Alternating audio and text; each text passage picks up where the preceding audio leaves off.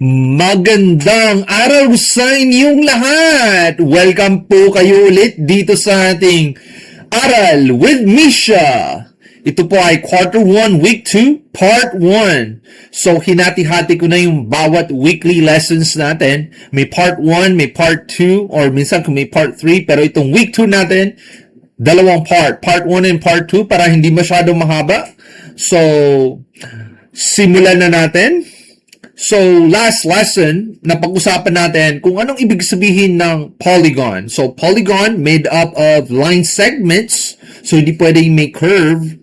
At saka, serado siya. Di ba? So, may dalawang uri na polygon. May regular and irregular. So, what is a regular polygon?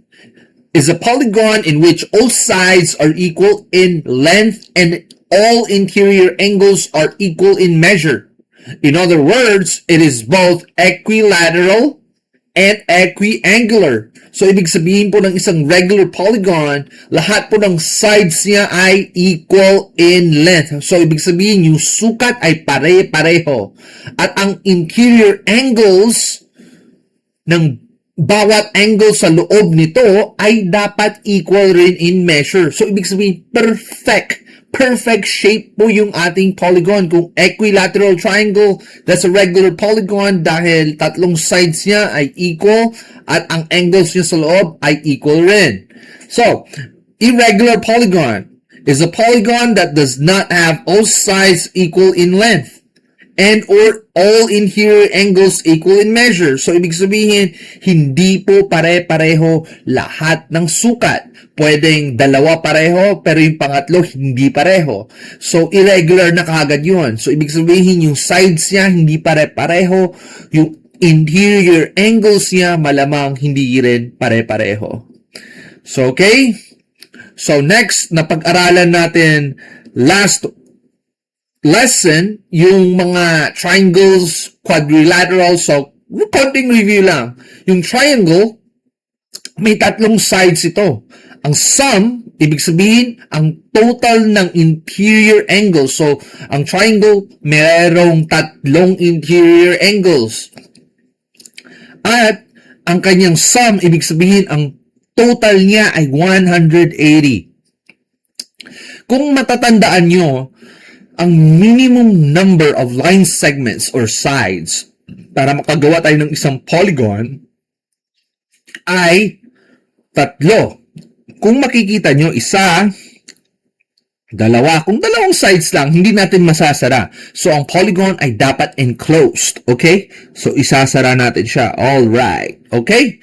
So, sarado na siya. So, ibig sabihin po ng sum of interior angles 180, itong angles na yan, yung tatlo, dapat ang total niyan equals 180 degrees. Okay? So, ang quadrilateral naman, ibig sabihin yan, may 4 na sides ang polygon na ito. So, ang sum niya ay 360 degrees. Okay? So, mamaya pag-aralan natin yung mga paano makukuha yung ganitong bagay na 180, 360. Meron po tayong formula niyan. Okay? So, sum of interior angles. So, ito na po yung tinatawag nating general rule or ito yung formula natin for any polygon with n sides. So, ibig sabihin kung sabihin mong 7 sides yan, ang n mo is 7. So, sum of interior angles is equal lang po sa n minus 2, multiply it by 180 degrees. Okay? So, sample natin, kung kunyari meron tayong isang heptagon, okay, 5 sides. Ibig sabihin ng 5 sides, meron tayong 5 sides. 1, 2, 3, 4, 5. So, ibig sabihin, ang total po, lahat ng mga angles nito, itong mga yan, is 5 minus 2. So, isolve natin. Pasok lang natin yung formula. So, yung formula is n minus 2. N is equals to 5. 5 minus 2. Then, multiply it by 180 degrees. Okay? So, ibig sabihin, 3 times 180 degrees. So, ito po yung ating tinatawag na yung total sum. Yung total sum niya is equals to 540 degrees. So, ibig sabihin, 540 yung total sum ng interior angles for a pentagon. Kahit regular pentagon man yan o irregular, ang total po niyan ay 540. So, tandaan lang po natin itong formula natin. N minus 2 times 180. Okay? So, interior angles of regular polygon. So, malamang kanina na pag-aralan natin ang regular polygon, lahat ng sides niya ay pare-pareho. Lahat ng interior angles niya ay pare-pareho rin. So, para makuha mo ang isang interior angle, nakuha mo na yung total, di ba? So, i-divide mo lang siya sa number of sides. So, makukuha mo na yung angle ng isang interior angle mo. So, i-divided by n mo lang. Okay? So, may mga sample problems tayo dito para i-solve natin. So, determine the sum of the interior angles of the given regular polygon and the measure of each angle. So, okay. Solve natin. Number 1, okay. Isang hexagon, okay. Hexagon. So, ibig sabihin, 6 po yung sides. Kung napag-aralan nyo na yung last lesson natin, meron tayong 3 sides, 4, 5, 6, so hanggang 12. Then, kung ano man yung sabihin mo, 11 gone, or 20-sided polygon, 20 gone. Okay? So, number 1, hexagon, 6 sides. So, ipasok lang po natin. So, determine natin yung sum. Okay? Yung S is equals to sum of, ang formula ay n minus 2. I-multiply mo lang yan by 180 degrees. Okay? Yan yung sum. So, i-substitute lang natin yung yung formula. And 6 minus 2 times 180 degrees. Okay? So, 4 times 180. So, is equal to 720 degrees. So, yan po yung sum. So, ang next question dito, and the measure of each angle. So, ito yung sum, okay? 720 degrees. Pero each angle, okay, each angle of the hexagon, i-divided is equals to 720. So, ilang sides yung hexagon? 6. Okay? So, i-divided by 6 lang natin. So, ang lalabas po dyan ay 120 degrees. So, ito po yung sagot natin dyan. Okay? So, next problem tayo. Number 2, heptagon. So, ang hepta means 7. So, ibig sabihin po niyan ay meron tong 7 sides. So, ang sum, hindi ko na susulatin yung n minus 2 times 180. So, 7 minus 2, okay? 7 minus 2 times 180, okay? So, ang sum niyan ay 900. So, 900 degrees yung sum, okay? So, ang each angle ng iyong heptagon is equals to 900 divided by 7. So, ang lalabas po niyan ay 128.57 degrees. So, 2 decimal places lang yung i-round na off natin. So, yan po yung heptagon. Okay? Klaro? So, number 3, 11. So, substitute lang natin. N minus 2. So, 11 minus 2 times 180 degrees. So, ang sum po natin is equals to, so 11 minus 2 is 9. 9 times 180. Okay? So, ang sum is equals to 1620.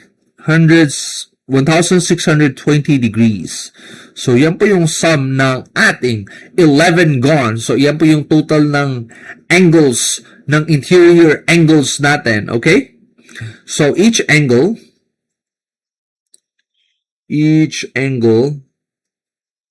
is equals to 1,620 divided by 11. So, each angle makukuha natin ng 147.28 degrees. So, yan po yung sagot. Okay? So, last is question number 4. 20. 20 gone means 20 sides. So, 20 minus 2, 18. 18 times 180. Yan po yung total. Is equals, ito po yung sum ng all interior angles. So, 3,240 degrees. So, each angle, okay, 3,240 divided by 20. So, ang sagot ay 162 degrees each angle. So, okay? So, madaling-madali, ano?